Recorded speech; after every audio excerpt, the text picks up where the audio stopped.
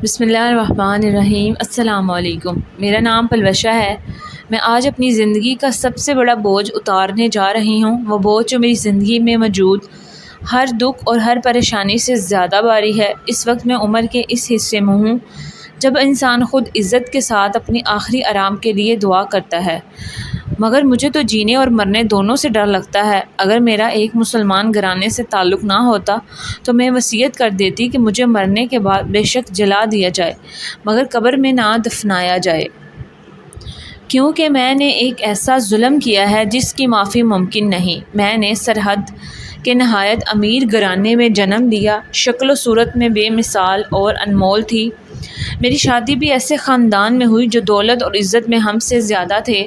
اللہ تعالیٰ کی رحمتیں ہی رحمتیں تھیں۔ اللہ تعالیٰ نے مجھے 6 بیٹے عطا کیے۔ سسرال میں میری بہت عزت تھی۔ میری ساس مجھے سر آنکھوں پر بٹھاتی تھی۔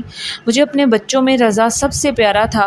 پڑھائی مکمل ہونے کے بعد میرے شوہر نے کاروبار کے سلسلے میں اسے جرمنی بلا لیا۔ میں رضا کی جدائی سے بہت دکھی تھی، مگر یہ میرے بیٹے کے مستقبل کا سوال تھا۔ اس مرتبہ جب سردیوں میں رضا جرمنی سے آیا تو بہت خوش اور نکھرا نکھرا نظر آیا، مگر کبھی کبھی بے چین اور بولتے بولتے خاموش ہو جاتا۔ عجیب بات یہ تھی کہ اس مرتبہ باپ کے اصرار کے باوجود جرمنی واپس جانے کے موڈ میں نہیں لگ رہا تھا۔ میں اس دن آنگن میں بیٹھی دھوپ سیک رہی تھی۔ میری خاص خادمہ زرخانہ آئی اور رازدارانہ انداز میں بولی، بیگم صاحبہ، رضا صاحب کا شانوں سے چکر جا رہا ہے۔ یہ بات سنتے ہی مجھے ایسا محسوس ہوا جیسے کسی نے میرے کانوں میں سیسا انڈل دیا ہو۔ میں نے سوچے سمجھے بغیر اس کے منہ پر تماچا مار دیا۔ کمینی، تیری یہ جرأت بکواس کی تو زبان کاٹ لوں گی۔ میں اسے گالیاں بک رہی تھی اور خاموشی سے سر جھکائے کھڑی تھی۔ اسے اپنے پاس کھڑا دیکھ کر مجھے مزید غصہ آ گیا۔ بے حیا، تو میرے سامنے سے چلی کیوں نہیں جاتی؟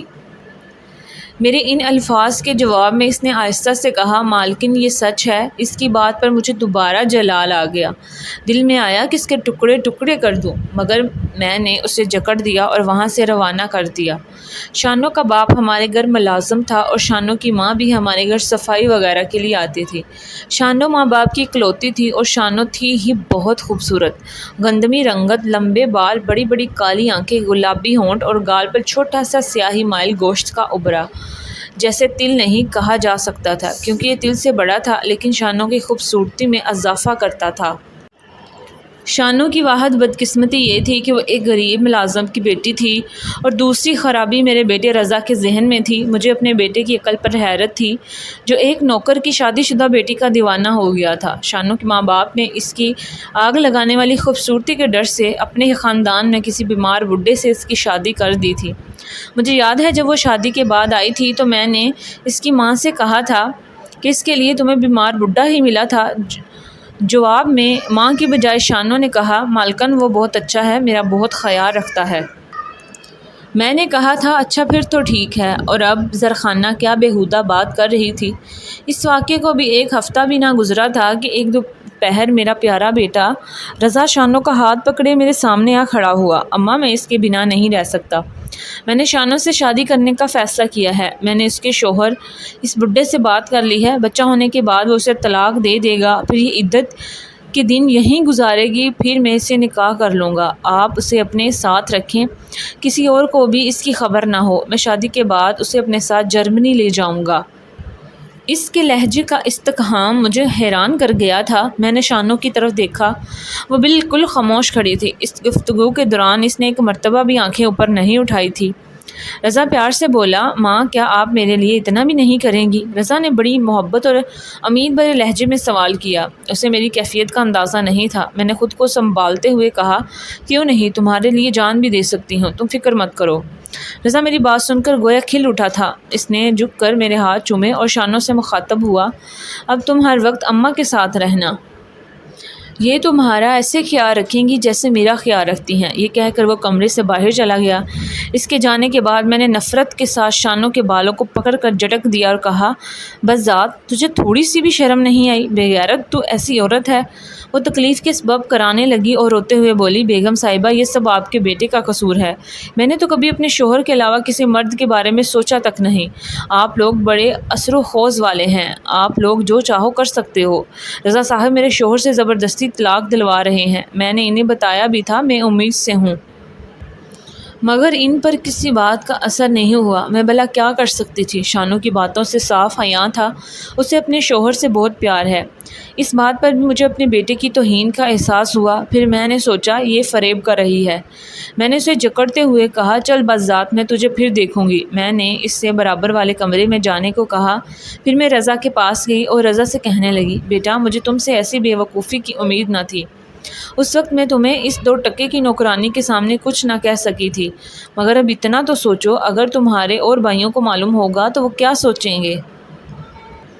رضا کہنے لگا، امی جان بڑے بھائیوں سے میں نے بات کر لی ہے، انہیں کوئی اعتراض نہیں، سب میری خوشی میں خوش ہیں، صرف بابا کو معلوم نہیں، انہیں بھی میں جرمنی جا کر سب کچھ بتانے کی کوشش کروں گا، امید ہے بابا کو بھی کوئی اعتراض نہ ہوگا۔ میں نے غصے میں کہا، تمہارا دماغ خراب ہو گیا ہے کیا؟ وہ بس ذات ماں بننے والی ہے۔ رضا بولا، اماں مجھے سب پتہ ہے، میں بچہ پیدا ہونے کے بعد ہی اس کے ساتھ نکاح کروں گا، یہ کوئی بڑی بات نہیں ہے ماں، میں اس سے پیار کرنے لگا ہوں، پلیز آپ بھی مان جائیں۔ میں نے کہا، تم نے بھائیوں کے سہارے اتنا بڑا قدم اٹھا لیا ہے، اور وہ بد نصیب شانو جو اپنے شوہر کے لیے آنسو بہا رہی ہے، اماں وہ ٹھیک ہو جائے گی، اس بیچاری نے تو ابھی دیکھا ہی کیا ہے، میں اتنی خوشیاں دوں گا کہ وہ سب کچھ بھلا دے گی۔ رضا میرے دونوں ہاتھوں کو چومتے ہوئے کہنے لگا، میں بالکل بے بس ہوں، اس سے بے حد پیار کرتا ہوں۔ اس وقت میں اپنے بیٹے سے ہار گئی تھی اور شانو کو اپنے ساتھ رکھنے کی حامی بھر لی، اور ویسے بھی رضا کے 5 بھائی اس کے ساتھ تھے۔ کچھ دنوں بعد میرا بیٹا رضا جرمنی چلا گیا اور شانو میرے ساتھ رہنے لگی۔ میں نے محسوس کیا کہ میرے باقی بیٹے شانو کا ایسا خیال رکھتے ہیں جیسے وہ واقعی ان کی بھابھی ہو۔ میری بہویں بھی اس کا بہت خیال رکھتی تھی، مگر ہر وقت چلتی اور کرتی رہتی تھی۔ شانو کو تکلیف دینے اور اس کی بے عزتی کرنے کا کوئی موقع اپنے ہاتھ سے جانے نہیں دیتی تھی میں۔ ایک رات میری بہو نے میرے کمرے میں آ کر بتایا، شانو کی طبیعت خراب ہے۔ میں نے نفرت سے کہا، زہر دے دو اسے۔ وہ بولی، اماں آپ اس سے اس قدر نفرت کیوں کرتی ہیں؟ اس سارے معاملے میں اس بیچاری کا کیا قصور ہے؟ وہ بیچاری ان حالات میں پھنس گئی ہے۔ ویسے بھی رضا ہم سب کو پیارا ہے، اس لیے ہم شانو کا خیال رکھتے ہیں، بہتر یہی ہوگا کہ آپ بھی رضا کی خاطر اسے اپنی بہو تسلیم کر لیں۔ یہ کہہ کر میری بڑی بہو چلے گی اور میں سوچنے لگی تھی، میں کسی بھی صورت میں اس بذات کو اپنی بہو تسلیم نہیں کروں گی۔ میں روزانہ شانو کو اپنے کمرے میں بلاتی اور خوب باتیں سناتی، وہ روتے ہوئے چپ کر کے سب سن لیتی۔ میں اس گھر سے اسے نکال بھی نہیں سکتی کیونکہ سب کی اس پر نظر تھی۔ مجھے اس سے اتنی نفرت ہو گئی تھی کہ میں اب اسے جان سے مار دینا چاہتی تھی۔ اس سے نفرت کی ایک وجہ یہ بھی تھی، میں اپنے بیٹے رضا کے لیے اپنی بہن کی بیٹی نورین کو اپنا بہو بنانا چاہتی تھی۔ وہ شانو کے ہوتے ہوئے رضا کبھی بھی نورین سے شادی کرنے پر آمادہ نہیں ہوتا۔ اب یہ شانو کی بدقسمتی تھی کہ اسے 8واں مہینہ لگا تو میرے باپ کا انتقال ہو گیا۔ مجھے فوری طور پر آبائی گاؤں جانا پڑا۔ باقی سب لوگ تو 40ویں کے بعد واپس آ گئے، مگر میں گاؤں میں ہی رہ گئی۔ شانو بھی میرے ساتھ تھی۔ ایک دن اچانک اس کی طبیعت خراب ہو گئی، وہ کافی تکلیف میں تھی۔ اس وقت میں نے اپنی خادمہ کی مدد سے شانو کو ایسی دوائی پلا دی جس کے اثر سے وہ 2 دن تک سوتی رہی۔ اپنے منصوبے کے مطابق میں نے اس دن دوپہر کو سارے گاؤں میں یہ خبر پھیلا دی کہ شانو بچے کی تکلیف برداشت نہ کر سکی اور مر گئی۔ شانو کے ماں باپ کو بلوایا اور وہ بھی روتے ہوئے آ گئے۔ جن عورتوں نے شانو کو غسل دیا انہوں نے خیال ظاہر کیا کہ لڑکی زندہ ہے، مگر ڈر سے خاموش رہی۔ نماز جنازہ پڑھتے وقت کسی نے گاؤں کے مولوی کے کانوں میں یہ بات ڈال دی کہ لڑکی زندہ ہے۔ انہوں نے مجھ سے پردے کی اوڑ میں آ کر کہا، بیگم صاحبہ شاید یہ عورت زندہ ہے، میں اس کی نماز جنازہ پڑھا کر کیوں اللہ تعالیٰ کے قہر کو دعوت دوں؟ جواب میں نے کہا، اس عورت کا چال چلن خراب ہے، اس نے میرے بیٹے کو دھوکہ سے اپنا اسیر بنا لیا اور یہ بیوی کسی اور کی ہے اور بچہ جو اس کے پیٹ میں ہے میرے بیٹے کا ہے۔ مولوی صاحب اب آپ بتائیں، ایسی بدکار عورت کا یہی انجام ہونا چاہیے یا نہیں؟ میری بات پر مولوی صاحب توبہ توبہ کرنے لگے اور میری ہاں میں ہاں ملاتے ہوئے کہا، ایسی عورت کو سنسار کرنا چاہیے، اگر یہ زندہ رہی تو میرے خاندان کی بے عزتی ہوگی اور میرا بیٹا ایسا کرنے نہیں دے گا اور پھر یہ بے حیائی سارے گاؤں میں پھیل جائے گی۔ مولوی صاحب میری باتوں اور آنکھوں کے جال میں پھنس گئے تھے۔ میں نے انہیں انعام بھی دے دیا اور اس طرح شانو کو زندہ دفنا دیا گیا۔ جب رضا کو اپنے بھائیوں کے ذریعے شانو کی موت کا علم ہوا تو فوراً جرمنی سے واپس آ گیا۔ آنے کے بعد وہ اکثر پاگلوں کی طرح روتا رہتا تھا۔ میری بڑی بہو نے مجھے شک کی نگاہ سے گھورتی رہتی تھی۔ کچھ دن بعد رضا واپس جرمنی چلا گیا اور پھر واپس نہیں آیا۔ تب مجھے پتہ چلا کہ میری خادمہ کے ذریعے نہ صرف رضا کو سب حقیقت معلوم ہو گئی ہے بلکہ میرے گھر کے سبھی افراد کو میرے گناہ کا علم ہو گیا تھا، مگر شانو کے گھر والوں کو کسی نے کچھ نہیں بتایا کہ ان کی بیٹی کے ساتھ کیا ہوا تھا۔ ان کی بیٹی کو قبر میں ہی دم توڑنے سے مر ہی گئی ہوگی۔ آج میرا جان سے پیارا بیٹا رضا نفرت کی بنا پر مجھ سے ملنا تو دور، میری شکل بھی دیکھنا پسند نہیں کرتا۔ میرے بیٹے بھی مجھ سے نفرت کرتے ہیں۔ شوہر کے مرنے کے بعد بڑے بیٹے کے علاوہ باقی سب غیر ممالک میں جا چکے ہیں۔ میرا بڑا بیٹا اور بہو میرے ساتھ سوتیلوں جیسا سلوک کرتے ہیں۔ بہو مجھے کچن میں جانے نہیں دیتی، نوکروں سے کہتی ہے اس پر نظر رکھو، اسے زہر کھلانے کا تجربہ ہے۔ رضا سب کا لاڈلا تھا، اب میری اس حرکت کی وجہ سے سب مجھ سے نفرت کرنے لگے تھے۔ میرے بڑے بیٹے کی اولاد نہیں ہے اور میری بڑی بہو کا کہنا ہے یہ اس بوڑھی کو ساتھ رکھنے کی سزا ہے، اس لیے میں بے اولاد ہوں۔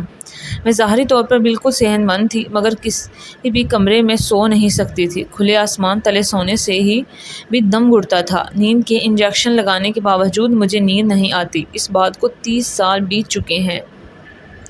پچھلے 4 سال سے میں ہسپتال میں داخل ہوں۔ مجھے جلد کا کینسر ہو چکا ہے، میرے جسم میں کیڑے پڑ جاتے ہیں جو میرے گوشت کو نوچ نوچ کر کھاتے ہیں۔ ڈاکٹر جسم کے اس حصے پر دوائی لگاتے ہیں تو وہاں تو مر جاتے ہیں مگر کچھ دنوں بعد دوسری جگہ پر نکل آتے ہیں۔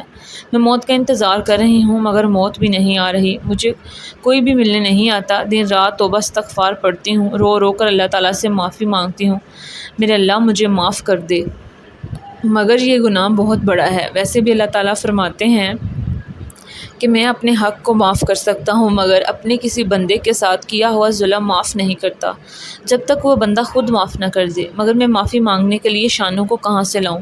میں ہاتھ جوڑ کے آپ سب کو ایک پیغام دینا چاہتی ہوں کہ باز آ جاؤ اس طرح کسی پر ظلم کرنے سے۔ اگر کوئی میری طرح کسی پر ظلم کر رہا ہے تو خدا سے ڈرو اور کیونکہ اس کی لاٹھی بے آواز ہے۔ اگر آپ کو یہ کہانی پسند آئی ہے تو میرے چینل کو سبسکرائب کریں اور ویڈیو کو لائک شیئر ضرور کریں۔